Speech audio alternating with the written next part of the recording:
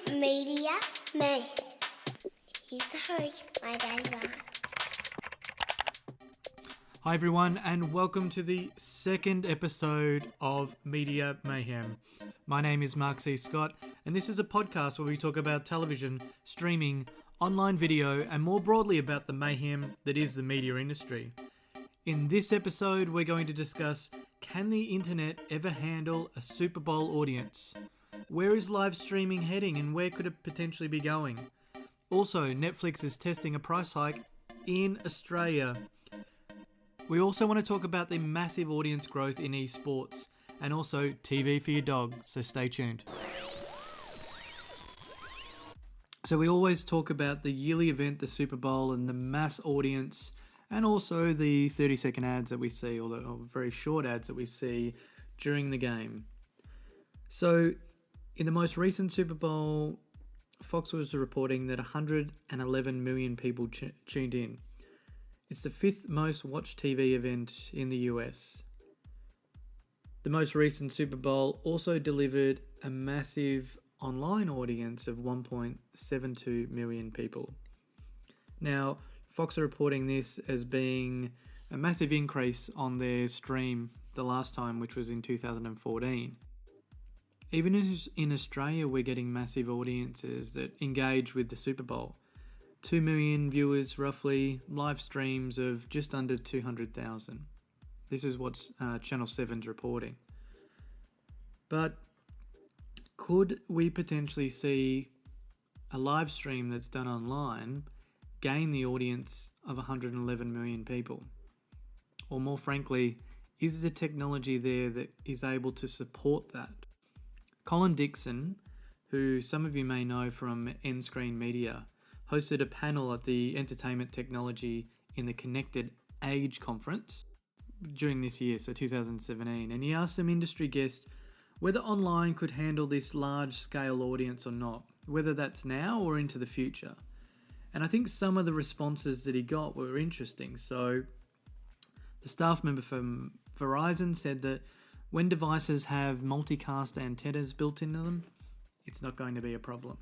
So the idea is that you can gain access to any content really, which is coming from broadcast media via your smartphone or any other mobile device that effectively has this antenna in it. There's another mention which is really around the internet could support a Super Bowl today, but organisations both in particular regions and also globally just don't work together. But if we came together, we would be able to effectively stream live events like the Super Bowl. Others were stating that they predict that this is going to happen over the next 5 years. There are some reports of live streams that have gained quite a large audiences. YouTube recorded 72 million live streams of Will and Kate's wedding, and there was also the report of 8 million people watching the Red Bull space jump.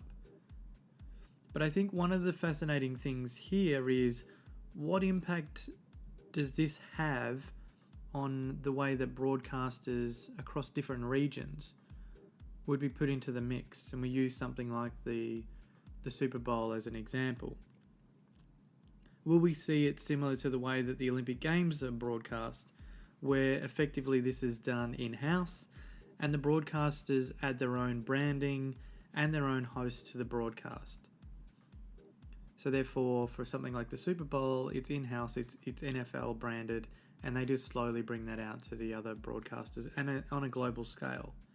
For something like the NFL for the Super Bowl, maybe we see it that the online stream is actually all in-house and owned by the NFL. But there is one key issue around this, and that is latency.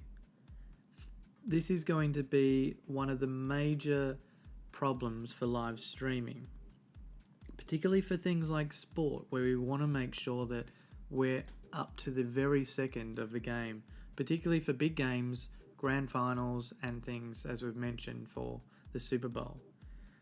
There are companies like Akamai who are working on solutions, and they actually released a solution at NAB 2017 event this year, So this will be the space to look at in terms of if we are going to increase the broadcast of live streams, and particularly around sport, latency and being able to eliminate that is going to be key.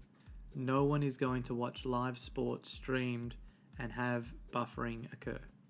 That'll just frustrate the viewer, and they'll move on to one platform that doesn't necessarily have that issue, and that's television broadcast.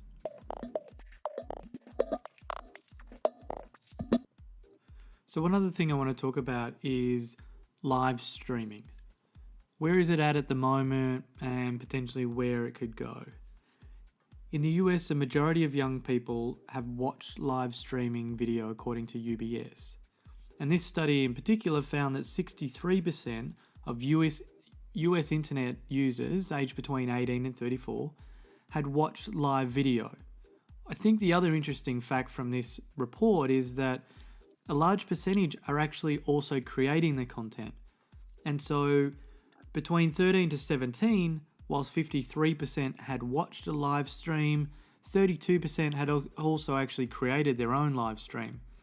That figure rose in the 18 to 34 category, where 63% had viewed a live video, but 42% had actually created a live streaming video. So after that, the figures actually start to come down, with 35 to 54-year-olds, 32% still seeing a live stream, but only 22% actually creating their own. 55 plus, there's still some people engaged with that, so 12% have seen a live video and 3% had actually created one. So these are interesting things into how we're going to see live streaming in the future. There are so many applications out there. Twitter began with Periscope and now has its own inbuilt #GoLive into its app. Periscope has now added 360-degree video, which adds an entirely new element to the idea of live streaming, particularly from a consumer level. LiveMe, Mevo camera has been added to the live stream organization. Snapchat have their live streaming. And there's another interesting one that I've just found recently, which is come from the makers of Meerkat, that actually is no longer available. Now, what they've gone away and done is created a new one, which is called House Party. So if you haven't seen it, check it out. It essentially allows you to have multiple FaceTime chats. So you can have a stack of your friends on the one screen and have a live video chat with all of them at the one time. It's quite cool.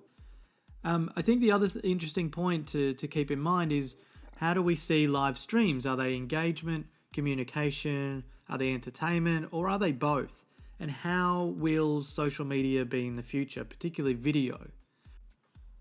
A report I saw recently stated that only 1% of videos on Facebook actually go viral. And the way they define viral is having more than 1 million views. I think it's also interesting to look at what's happening around this sporting arena in terms of live streaming, but particularly on these social media platforms. So the example I would look at would be the NBA and the MLB, and how they're using Snapchat spectacles to make it, more engaging with the viewing public and those that follow them on these social media platforms. There are tons of examples of NAB and MLB, so the Major League Baseball, how they're using Snapchat spectacles to actually give this point of view coverage of sport. It's interesting, and it actually gives further experimentation potential of how we could use POV style in the broadcasting of sport. Now, Network 10 in Australia have done a lot with this, and particularly with the Big Bash League, so the cricket, and they've integrated helmet cam. So this gives a POV of actually what the batsman is seeing. MotoGP is doing some interesting things with the cameras on their bikes. We've seen a lot in motorsports. I think one interesting one, if you want to have a look, is what GoPro did with the NHL, and it was called After Dark. So there's an entire series, and where they bring you into giving you different angles that you wouldn't see in a normal broadcast in terms of ice hockey. The one addition that is interesting across many of these platforms is 360 video. And this is something that broadcast can't give. And I think there's a lot of potential here, particularly for live streaming. And there's two ways to look at this. We can look at it from a consumer's perspective, and there are some really good cheap options in there to create 360 live streamed videos across your social media platforms. There's also some very expensive cameras that allow for high quality, Ultra HD 360 video. The case is, how do we bring that to a mass audience, and what are they going to be viewing it on? One of the areas that could be of interest in terms of 360 is to also, in addition to that, allow the audience to choose different camera angles, to choose particularly which commentary they want. A number of sports now are global sports. And so those locals may actually want their local commentators commentating on the game. They may wish to look at commentators depending on their origin. My personal opinion is that I'd like to remove the commentators, sit there, engage with the game, and sit there and listen to the audience. That whole experience, and remove the commentators in some instances. Sorry, Bruce. So the latest news that's coming out from this weekend is that Netflix has tested a price rise in Australia. And so what this test involved was actually lifting the prices being shown if you were going to subscribe on the weekend. And so what it meant is the basic service would be lifted from $8.99 to $9.99, the standard service from $11.99 to $13.99, and the premium service from $14.99 right up to $17.99. What is interesting about this is it comes in 6 weeks before the Australian government is about to implement what has been titled the Netflix tax. So what this means is international suppliers of digital products and services will need to charge the 10% goods and services tax, or as we know it locally, the GST. And so it's interesting that Netflix is testing this just before this is about to be implemented. One of the issues is, will Netflix pass on the tax to Australians? Now, there's been mixed reports and generally people saying no, they won't pass it on. But if they're about to do an increase, which is potentially having Australians pay 20% more, that will be enough to actually cover the GST and a little bit. Now, one of the interesting things here is recent reports have been talking about whether Netflix can continually undertake the creating of original content. And we've seen various figures thrown about how much they're actually going to spend on creating their own original content in this year. Now, this is interesting in the fact that Amazon has recently gone global as well. So Netflix is now competing with another global company that's delivering video on demand, Amazon. And they're also looking into original content and creating original content. We've seen recently how Amazon has utilized its new Grand Tour program as the flagship to launch it as a global video on demand and video streaming service. But Amazon has something that Netflix have said they're not interested in, and that's live sport. So recently it gained the rights to the Thursday night NFL games. So these are the same NFL games that Twitter had last year, although Amazon paid 5 times the amount. So it'll be interesting to see how this element will change the minds as to whether people will buy or subscribe to Netflix or Amazon, or maybe subscribe to both. So sport is a big thing in Australia, and Amazon has the potential to gain some Australian subscribers if it was to gain rights to some of the sporting events. Now, the NRL and the AFL are pretty much tied up until 2020, but potentially there's an opportunity here for Amazon for the new Cricket Australia rights, and maybe that could be an element that really helps it grow. But coming back to the main point of Netflix and testing its price rises, if Australians were to be given a price rise for Netflix, I think there'll be one factor that they need to consider, and this is Netflix. that US subscribers only have access to around 40% of the content available in the US Netflix library. So if Netflix want to increase the price, maybe a way for them to soften the blow a little bit is to extend the percentage, not necessarily the entire thing, but add in a bit more of the US catalogue into the Australian market.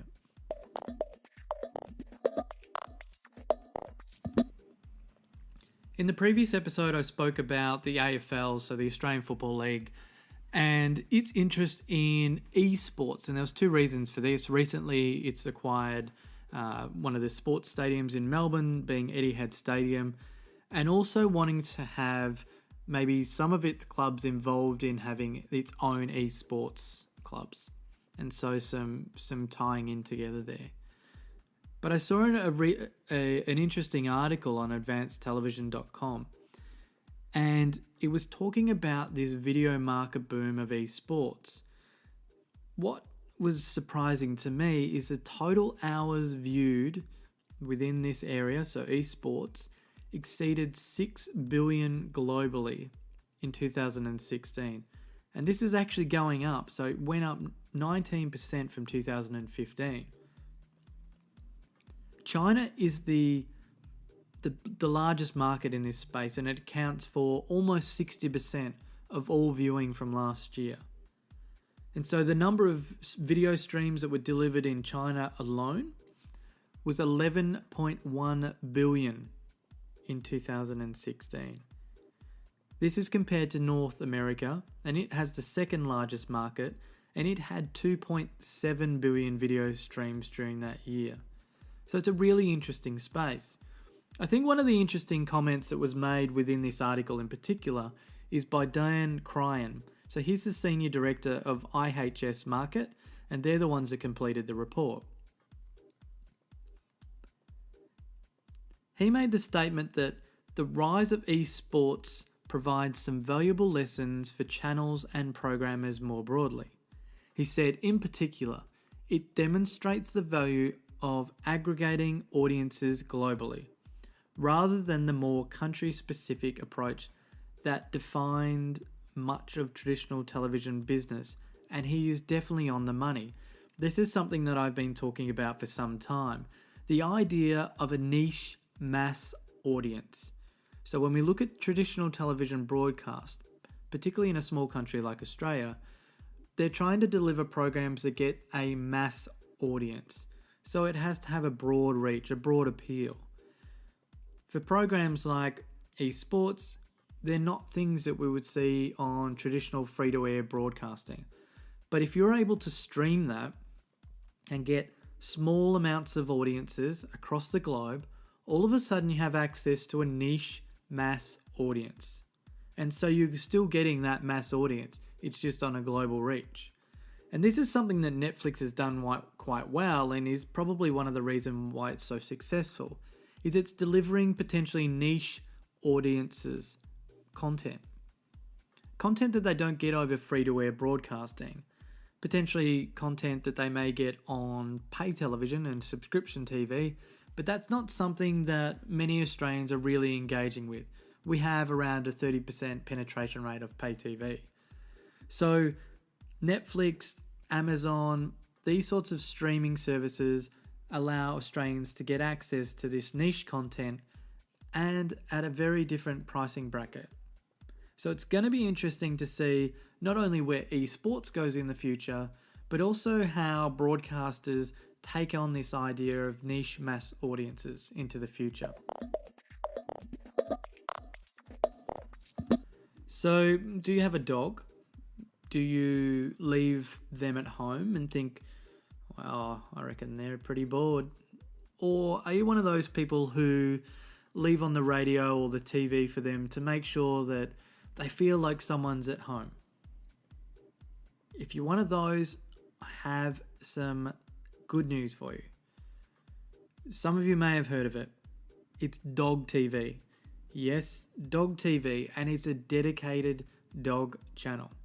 At the moment, it's available in 14 countries, and it's a 24/7 digital TV channel scientifically designed to reduce stress and separation anxiety in dogs when they're left alone. Now, the prices for this start at around $10 a month, or you can go for 12 months and that'll cost you around $85. Now, at the moment, it's available across not only television, but it's also across PC, iOS, Android, Roku, Apple TV, LG Smart TVs, and it's now expanding onto Amazon Fire TV devices across the globe. And they're also planning on updating the user experience. It's on Roku devices. Crazy, you think? Well, let me give you some little stats that I thought maybe showed, and we were talking about this in the previous segment, this idea of niche mass audiences. In the US alone, there are 40 million dog-owning households. Bringing this into my local country, Australia. In Australia, we have around 4.8 million dogs. So that's about 20 dogs per 100 people. And Australian households are spending more than $12.2 billion annually on pet products and services. Still sound a little crazy? Now, unfortunately, Australia is not listed at the moment, but I'm sure you'll still be able to gain access to the online subscription. At the moment, countries like US, Germany, France, UK, Portugal, Israel, Netherlands, Japan, China, South Korea, Cayman Islands, Ireland, Hong Kong, just to name a few, all have access to this. For me, my greatest fear is if I'm to gain access to this, how would my German Shepherd react? I can just imagine it's almost like a scene from Life of Pets where they're dragging the TV down or the TV cracks or they're trying to engage with the dogs that are on the TV screen. If you haven't seen it, check out their website. It's dogtv.com. There's plenty of videos there and there's plenty of videos on YouTube.